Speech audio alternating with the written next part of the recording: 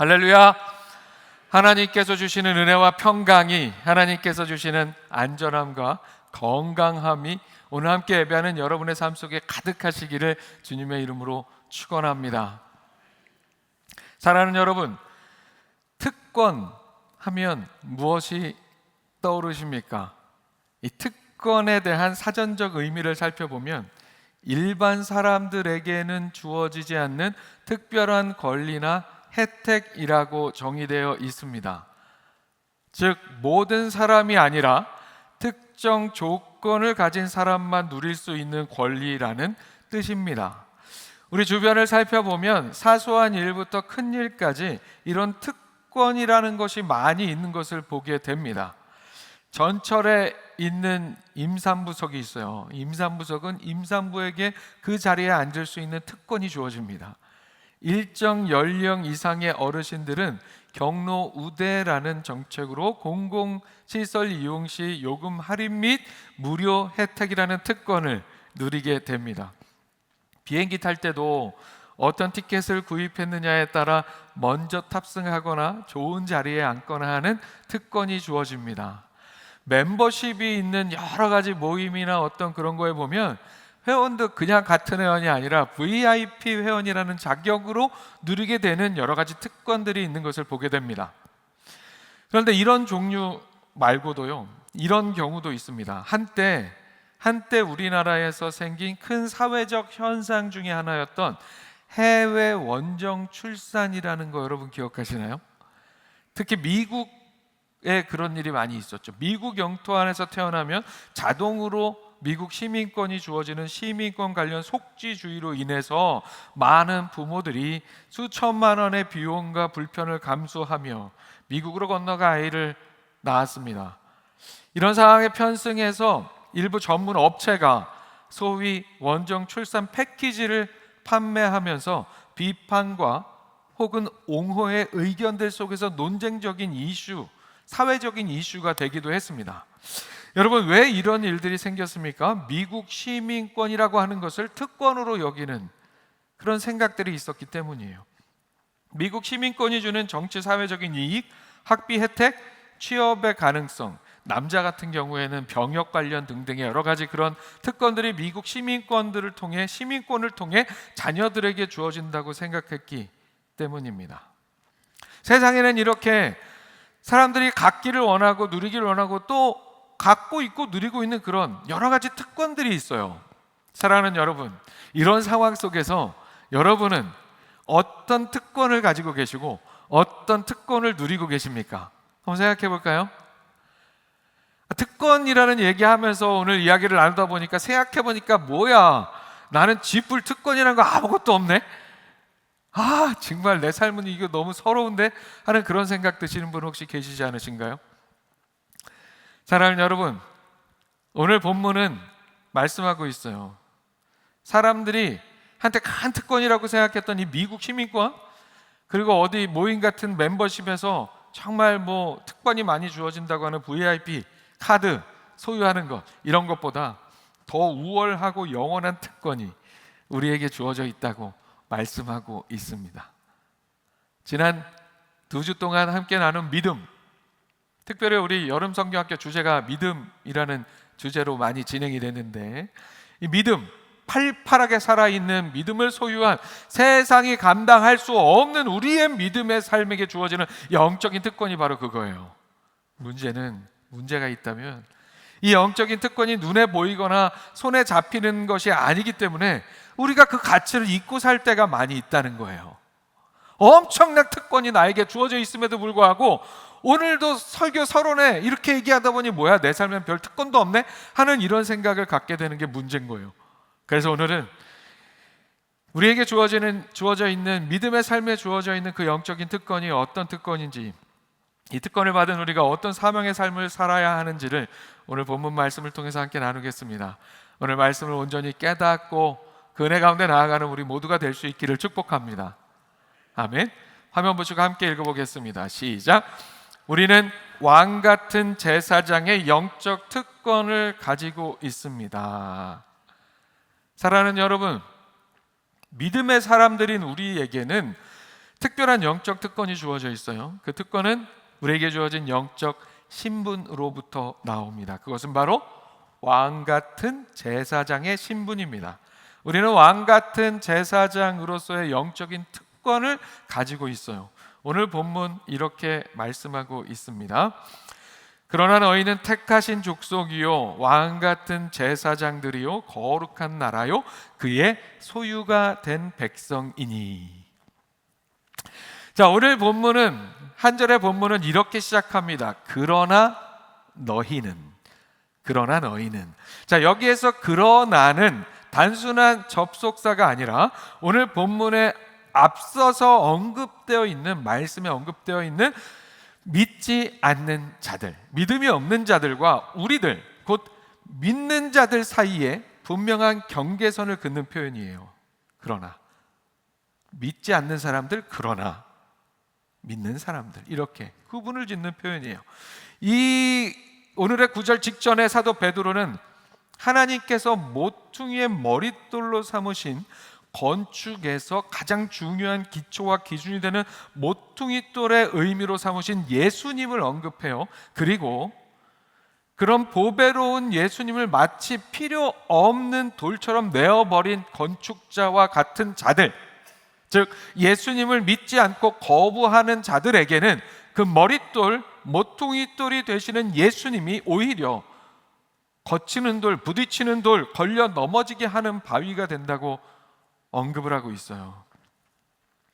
우리 속담에 빗대어 보면 굴러 들어온 호박을 발로 찬다라는 속담의 의미를 생각해 볼 수 있는 그런 상황입니다.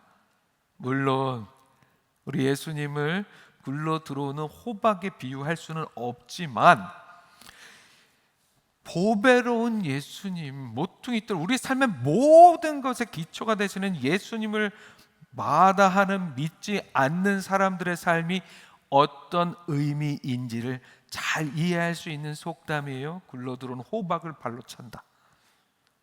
누구 손해요? 지들 발로 차는 지들 손해죠. 그래서 오늘 말씀은 그러나 너희는 이라는 표현으로 믿지 않는 자들과 다르게, 굴러 들어오는 호박을 발로 차는 어리석은 자들과 다르게, 그러나 너희는, 즉 그러나 우리는, 우리 믿는 자들은 굴러 들어온 호박을 발로 차는 그런 삶이 아니라 택하신 족속이요 왕 같은 제사장들이요 거룩한 나라요 그의 소유가 된 백성이라고 말씀하고 있습니다. 자, 오늘 본문 9절에는 믿음 안에서 우리가 얻게 되는 네 가지 영적인 정체성이 열거되고 있어요. 택하신 족속, 왕 같은 제사장, 거룩한 나라, 그의 소유된 백성, 이 네 가지입니다. 이 네 가지 정체성은 하나하나가 다 우리에게 주어지는, 은혜로 주어지는 영적인 특권을 의미합니다.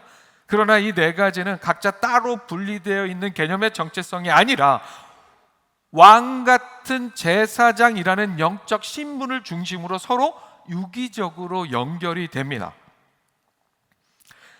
택하신 족속이라는 말씀은 왕 같은 제사장이라는 신분의 근거가 됩니다. 우리가 믿음으로 인하여 하나님의 은혜로 얻게 되는 제사장의 신분은 우리의 능력이나 어떤 내가 가지고 있는 조건에 의한 것이 아니라 오로지 하나님의 선택으로 인해 주어진다는 것을 의미합니다.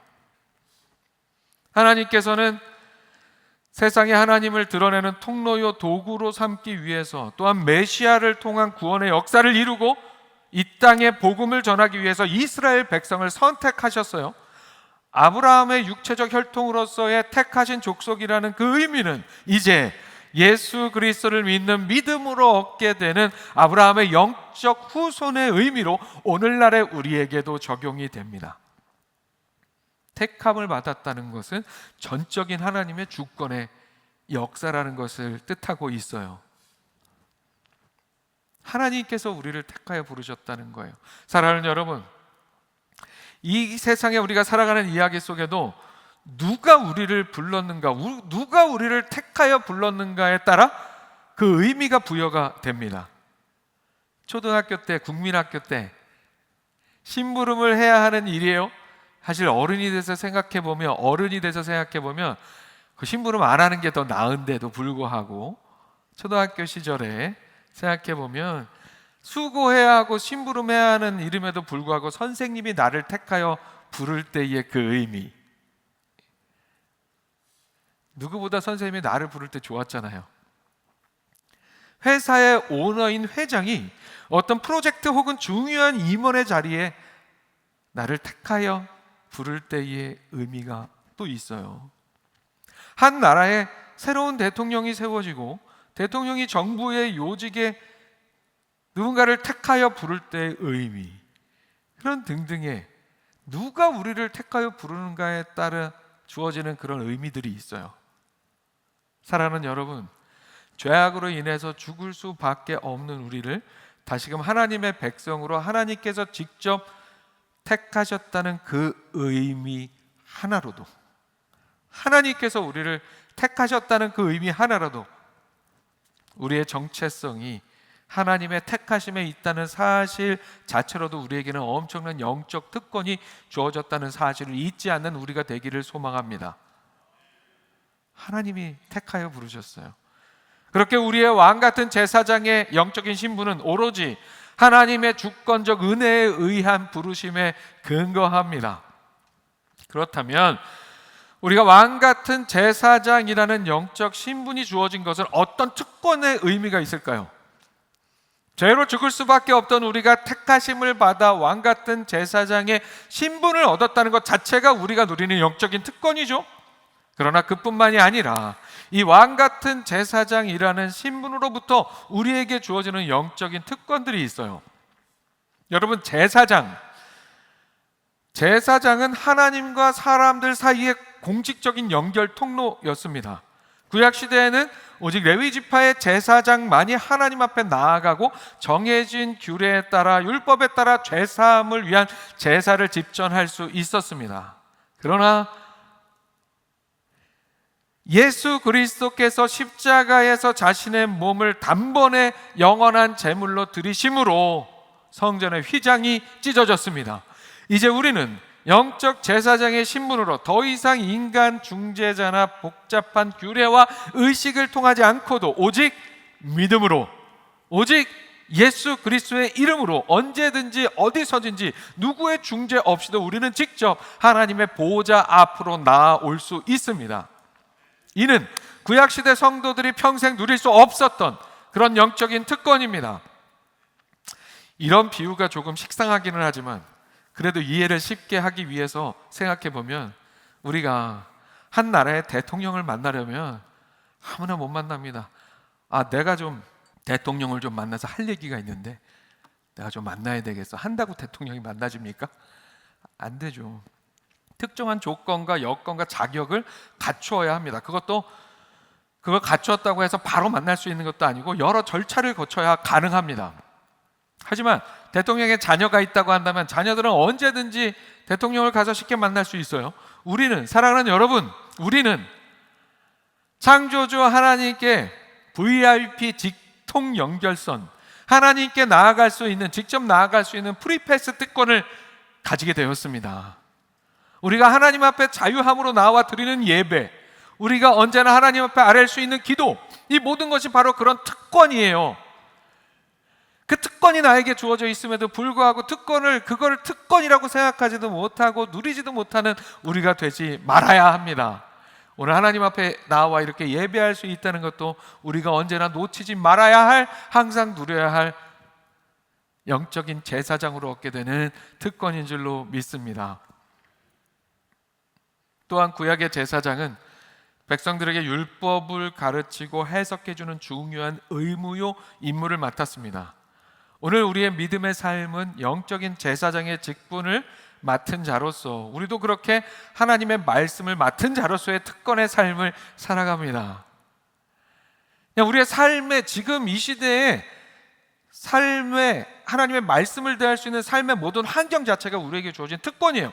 여러분, 기록 매체나 도구가 발달하지 않았던 구약 시대에는 기록된 말씀이라는 자체가 매우 비싸고 희귀한 자료일 수밖에 없었기 때문에 율법을 보관하고 연구하며 백성에게 가르쳐야 할 공식적인 책임과 의무가 있는 제사장이나 레위인이나 서기관이나 정치적인 어떤 왕과 같은 정치적인 권력을 가진 사람 정도가 되어야 기록된 말씀을 접할 수가 있었습니다. 두루마리에 기록된 말씀.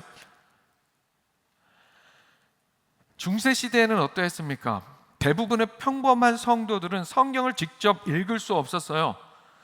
당시 성경은 소수의 성직자에게만 허락된 특별한 책이었고, 교회의 공식 언어이자 성경의 언어 또한 일상과 다른 라틴어였기 때문에 일반 성도들은 교회를 통해서만 그 내용을 접할 수 있었을 뿐만 아니라, 그마저도 라틴어로 낭독되는 성경 말씀은 스스로는 전혀 이해할 수도 없었어요. 오늘 우리의 삶의 환경은 어떻습니까? 말씀에 관련된 우리의 삶의 환경, 그야말로 하나님의 말씀을 자유롭게 대하고 듣고 읽고 묵상하고 연구할 수 있습니다. 제가 아직도 기억나는 순간이 있는데요, 중학생 때 본격적으로 신앙생활을 시작하고 처음으로 제 용돈으로 성경하고 찬송 샀던 날, 그날이 아직도 기억이 나요. 왜 그게 기억이 납니까? 제가 은혜로 누릴 수 있는 특권을 확인하고 누렸던 그런 순간이기 때문입니다. 한글로 되어 있는 나만의 성경을 내 용돈으로 내가 직접 구입해서 소유할 수 있다는 것 자체가 너무도 기쁘고 감사한 일이었기 때문이에요. 우리는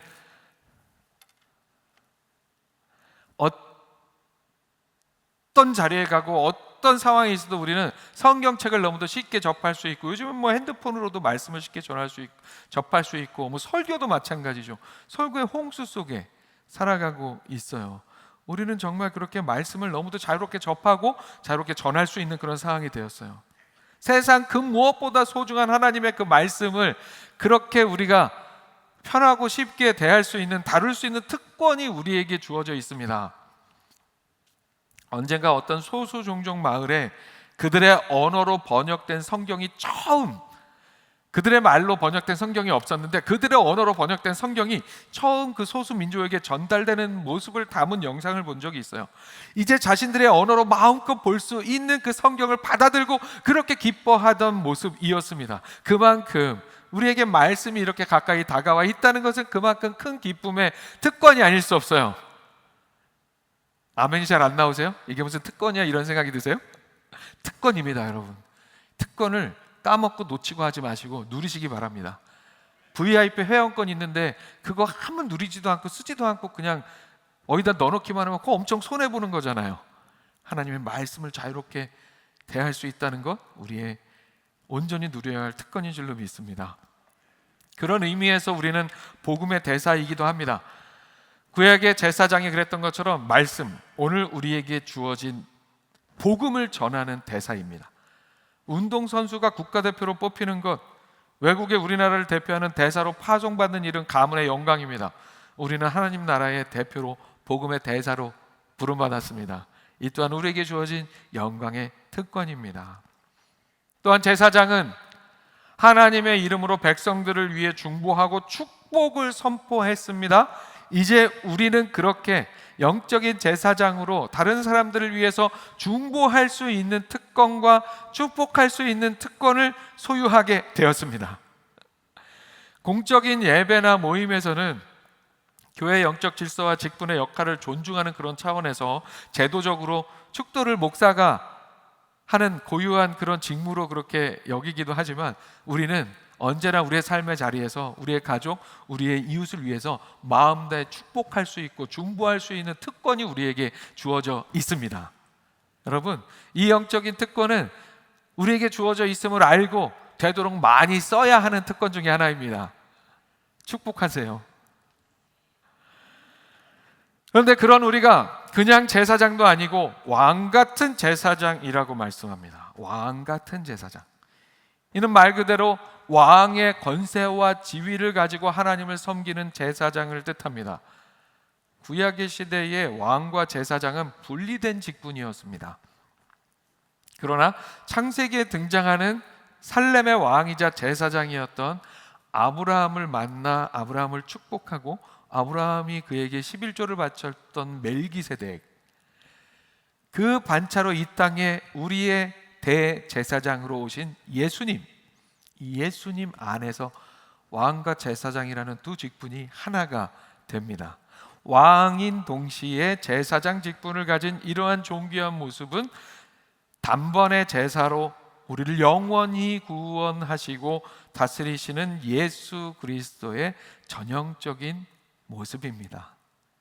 이제 예수 그리스도의 피로 구속받은 모든 믿음의 성도들에게 이러한 예수님과 같은 왕 같은 제사장, 왕이자 제사장인 영광스러운 직분이 주어졌습니다. 그렇게 우리는 왕과 같은 영적 권세를 가진 제사장입니다. 예수 그리스도를 따라 더 이상 죄와 사망의 권세의 노예와 같이 얽매이는 것이 아니라 예수 그리스도로부터 부여받은 왕과 같은 권세로 이 땅의 여전한 사단마귀의 세력 앞에 우리는 그 권세로 담대히 설 수 있습니다. 그리고 그 왕 같은 권세로, 왕의 권세로 능히 승리할 수 있습니다. 우리 삶의 모든 환경에 내가 얽매이고 그 영향 아래에서 사는 것이 아니라 이제는 왕과 같은 신분으로서 내가 있는 그 자리에서 하나님의 통치를 대리하는 대사로서 거룩하고 선한 영향력을 끼칠 수 있는 그런 특권, 왕 같은 제사장의 특권을 우리는 소유하고 있습니다. 사랑하는 여러분, 우리는 그렇게 택하신 족속이요 왕 같은 제사장으로서의 특권을 알고 그것을 나의 것으로 누리며 살아야 합니다. 모르면 나만 손해입니다. 모르고 누리지 못하면 다른 누가 손해보는 게 아니라 결국 나만 손해예요. 그러니까 오늘 말씀 기억하면서 우리가 하나님이 택하여 세우신 왕 같은 제사장이라는 사실을 잊지 않고 그 영예의 신분에서 주어지는 영적 특권을 온전한 나의 것으로 누리고 살아가는 우리 모두가 될 수 있기를 축복합니다. 아멘. 화면 보시고 다시 한번 함께 읽습니다. 시작. 왕 같은 제사장인 우리의 사명은 하나님의 아름다운 덕을 선포하는 것입니다.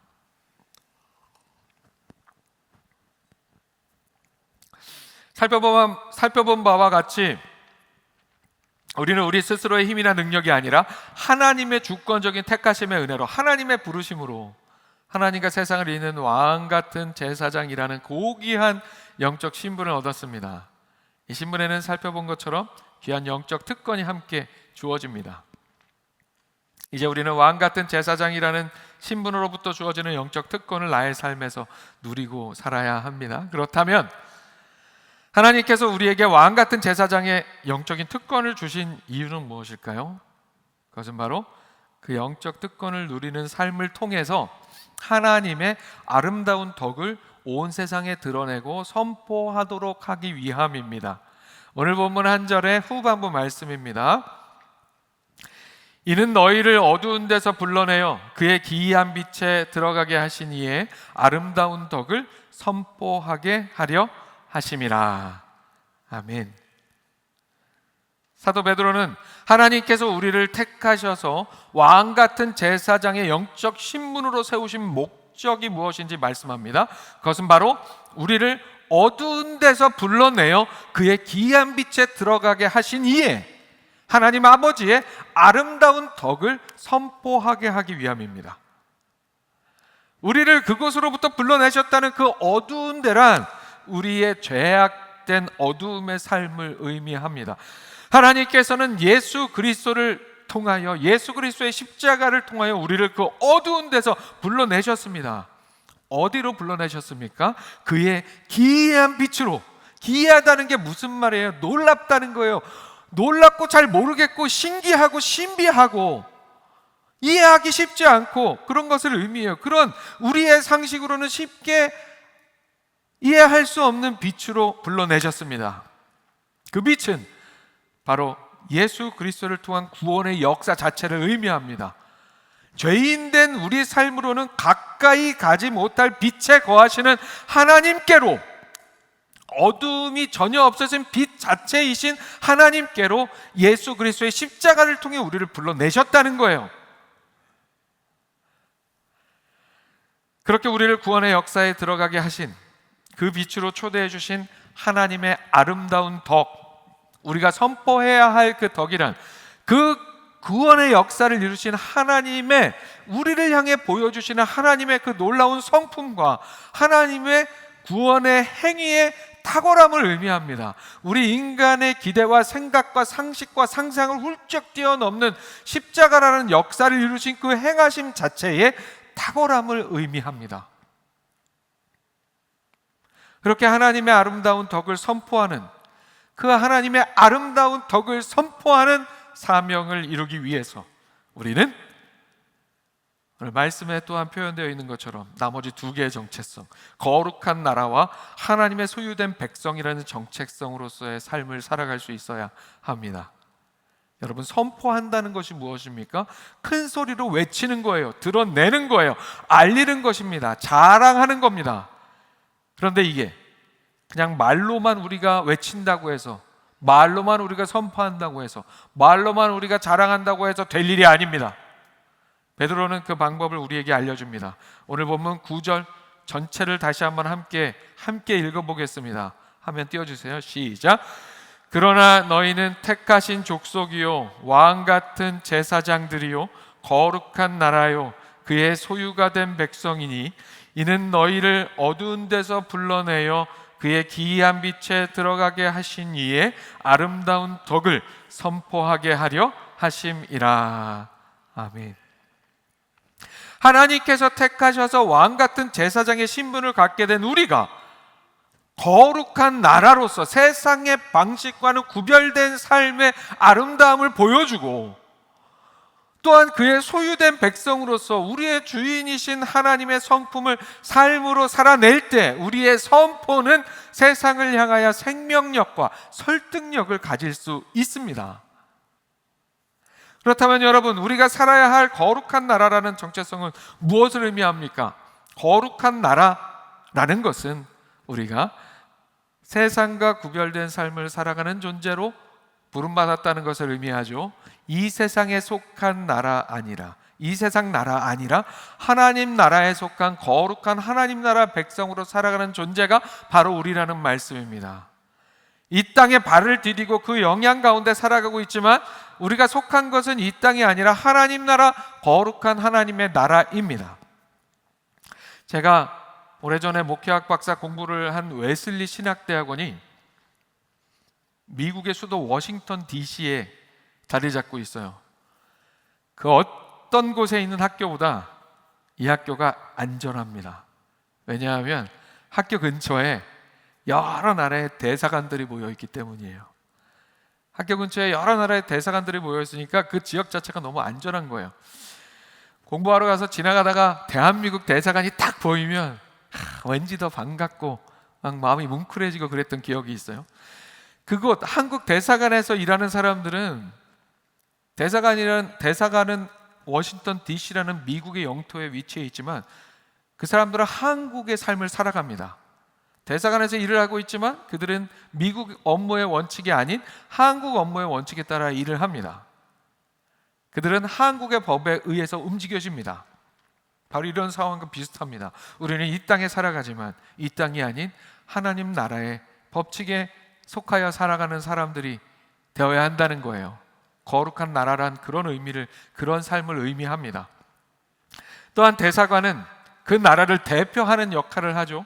우리는 앞서도 언급한 것처럼 하나님의 대사로 부름을 받았습니다. 하나님의 덕을, 하나님의 아름다운 덕을 선포하는 대사로 이 세상을 향하여 부름받고 파송받는 우리의 삶이죠. 우리의 삶으로 우리는 하나님의 거룩한 나라를 대표하는 거예요. 내가 오늘 세상에서 사용하는 말 한마디는 거룩한 나라의 국격을 결정하는 대사의 언어가 됩니다. 내가 오늘의 삶에서 지키는 작은 정직과 거룩은 거룩한 나라를 세우는 살아있는 벽돌 한 장이 됩니다. 나의 가정과 직장에서 보여주는 용서와 사랑과 이해와 용납과 예수 그리스도를 닮은 그런 성품은 세상 사람들이 한 번도 본 적 없는 하나님 나라의 문화를 보여주는 감동적인 실제가 됩니다. 그렇기 때문에 거룩한 나라라는 정체성은 먼 곳에 있는 추상적인 구호가 아닙니다. 바로 오늘 내가 살아가는 모든 순간이 거룩한 나라의 현실이 되고 그 나라의 영광이 나를 통해 드러나는 거룩한 무대가 됩니다. 우리 한 사람이 바로 이 땅에 임한 거룩한 나라의 증거입니다. 그래서 우리는 이 땅 가운데 거룩한 나라의 삶을 살아가야 합니다. 이런 거룩한 나라의 삶은 왕 같은 제사장인 우리에게 주어진 특권, 우리가 자유롭게 담대하게 하나님께 직접 나아갈 수 있는 특권과 말씀을 자유롭게 다룰 수 있는 특권을 통해서 이루어갈 수 있어요. 금묵자흑, 근주자적이라는 말이 있죠. 검은색에 가까이 하면 검은색이 되고 빨간색에 가까이 하면 빨간색이 된다는 얘기예요. 악을 가까이 하면 악의 영향을 받지만 하나님과 가까이 하면, 말씀과 가까이 하면 거룩한 나라의 삶이 될 수 있어요. 오늘 말씀 기억하며 거룩한 나라로 살아 하나님의 아름다운 덕을 세상에 선포할 수 있는 우리가 될 수 있기를 소망합니다. 하나님의 아름다운 덕을 선포하는 사명을 위해 우리가 살아야 하는 또 하나의 정체성, 하나님의 소유가 된 백성, 그의 소유가 된 백성이라는 이 정체성은 말 그대로 우리의 주인이 하나님이심을 의미합니다. 불순종으로 인하여 죄의 소유가 되었던 우리를, 사단 마귀의 권세 아래 놓여져 있던 우리를 하나님께서 다시금 되찾아 하나님의 소유로 삼으시기 위해 하나님께서는 예수 그리스도의 피를 그 값으로 지불하셨습니다. 하나님께서는 세상 그 무엇과도 바꿀 수 없는 가치인 독생자 예수 그리스도를 우리를 위해 십자가에 내어주심으로써 본체 하나님이신 예수 그리스도의 그 십자가 사건을 통해서 우리에게 그야말로 하나님 당신의 그 가치를 부여하셨습니다. 십자가 사건을 통해서 우리에게 하나님 당신의 가치를 부여하신 거예요. 우리를 살리기 위해서 독생자 아들 본체 하나님이신 예수 그리스도를 십자가에 내어주셨잖아요. 우리의 가치를 그 가치로 여겨주신다는 그런 의미예요. 십자가를 통해서 하나님께서 우리에게, 제가 종종 언급하는 그런 말씀해 주시는 거예요. 너는 나야. 너는 또 다른 나야. 영광 아닙니까, 여러분? 하나님께서 우리에게 이렇게 말씀해 주신다는 것. 그 사랑으로 독생자 예수 그리스도, 하나님 본체이신 예수 그리스도께서 우리의 생명의 대가로 당신의 생명을 내어 주셨습니다. 예수 그리스도의 십자가 그 핏값으로 하나님은 우리의 주인이 되어 주셨습니다. 우리는 하나님의 소유된 백성이 다시금 되었습니다. 그래서 우리는 주인의 품 위에 걸맞게 삶을 살아야 합니다.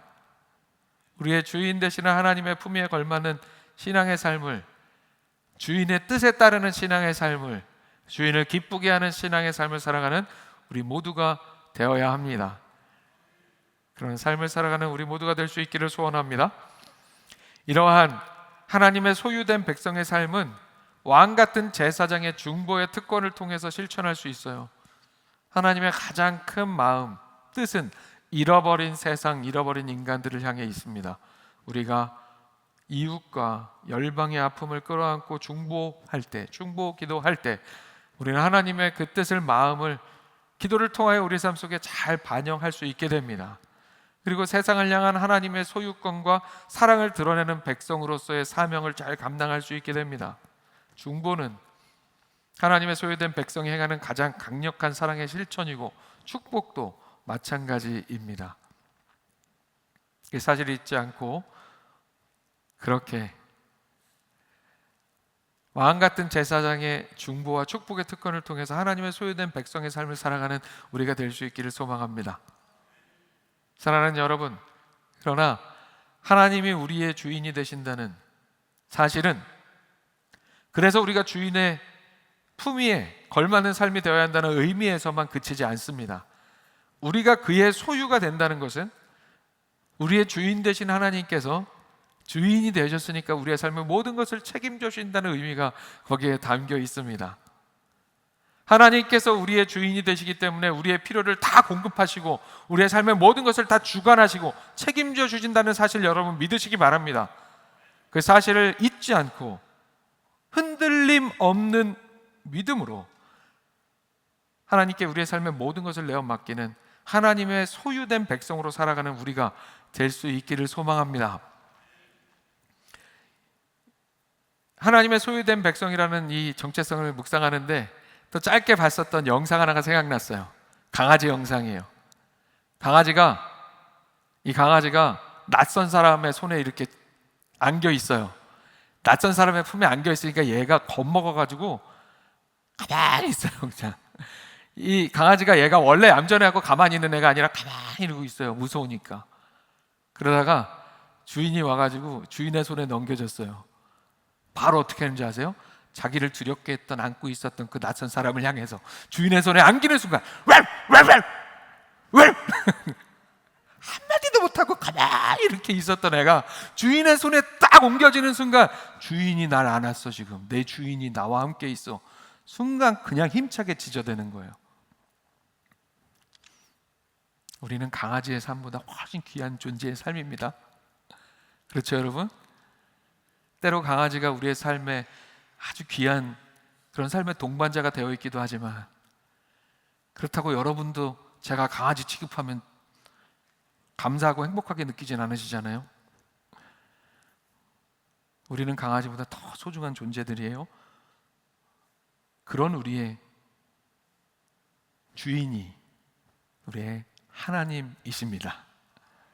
어떤 상황에서도 담대함으로 세상을 향하여 외치는, 하나님의 아름다운 덕을 선포하는 그런 우리의 삶이 될 수 있기를 축복합니다. 말씀 마무리합니다. 우리는 하나님이 택하신 왕 같은 제사장의 신분입니다. 그리고 그 신분에는 왕 같은 제사장으로서의 영적 특권 또한 주어져 있습니다. 그 특권을 알고 누리는 우리의 삶이 되어야 합니다. 또한 그 특권을 통해 우리는 거룩한 나라, 하나님의 소유된 백성의 삶을 살아야 합니다. 그렇게 왕 같은 제사장으로서의 우리의 삶으로 우리를 구원하신 하나님의 아름다운 덕을 세상에 담대하게 선포하는 사명을 잘 감당해야 합니다. 오늘 함께 나눈 말씀 기억하면서 하나님께서 나에게 주신 왕 같은 제사장의 그 신분과 특권과 사명을 통해 하나님의 아름다운 덕을 세상에 선포하는 사명을 잘 이루어 하나님께 기쁨이 되는 우리 모두가, 또한 우리도 그 사명을 이루어감으로 하나님 안에서 기쁨과 행복을 누리는 그런 우리의 삶이 될 수 있기를 주님의 이름으로 축원합니다. 아멘. 기도하겠습니다. 우리가 삶에서 누리는 모든 은혜가 다 하나님께로부터 왔음을, 그래서 우리에게 주어지는 왕 같은 제사장이라는 영적인 신분과 특권도 나의 재능과 나의 능력과 나에게 주어진 어떤 것으로 인한 것이 아니라 하나님의 주권적인 택하심의 역사를 통해 이루어졌음을 다시 한번 깨닫게 하시니 참으로 감사합니다. 하나님, 이 세상 속에서도 누가 우리를 부르냐에 따라, 누가 우리를 선택하여 택하여 부르냐에 따라 거기에 주어지는 의미들이 있는데, 하나님, 오늘 우리의 삶을 하나님께서 택하여 왕 같은 제사장으로 삼아주셨다는 그 사실을 기억하고 그 존재의 가치로 서는, 살아가는 우리가 될 수 있도록 하나님 인도하여 주시옵소서. 또한 아버지 하나님, 우리를 택하셔서 세우신 왕 같은 제사장의 신분, 그 신분에서 주어지는 영적 특권을 잊지 않고 나의 것으로 누리는 우리 모두의 신앙의 삶이 되게 하여 주시옵소서. 또한 그 특권을 통해서 거룩한 나라요, 하나님의 소유된 백성으로서의 삶을 잘 실천하여 이 세상을 향하여 담대하게 우리를 구원하신 하나님의 아름다운 덕을 선포하는 사명 잘 감당하는 그런 왕같은 제사장의 삶을 살아가는 우리 모두가 되게 하여 주시옵소서. 주시는 모든 은혜에 감사드리며 예수 그리스도의 이름으로 기도합니다. 아멘.